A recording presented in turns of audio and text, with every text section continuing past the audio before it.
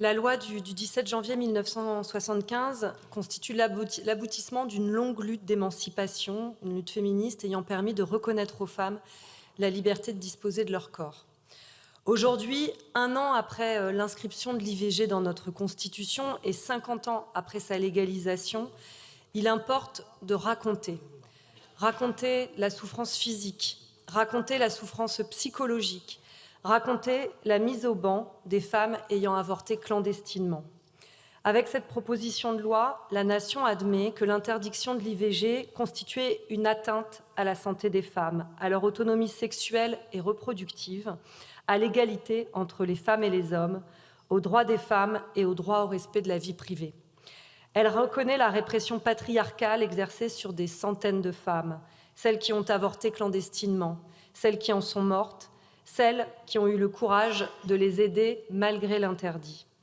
Cette reconnaissance permettra, je l'espère, d'engager un travail de mémoire, en libérant la parole et en facilitant le témoignage des femmes.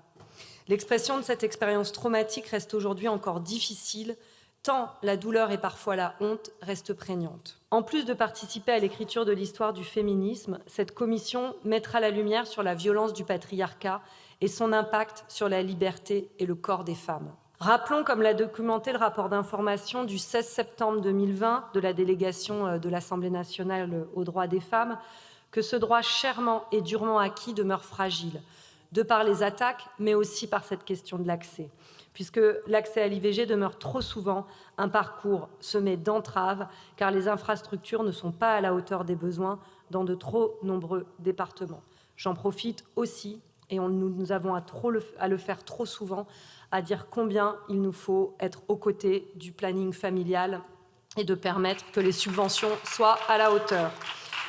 Déserts médicaux, insuffisance des capacités d'accueil, hétérogénéité des politiques hospitalières, délais de prise en charge trop longs, fermeture de 130 centres pratiquant les interruptions volontaires de grossesse en 10 ans lors de restructurations hospitalières,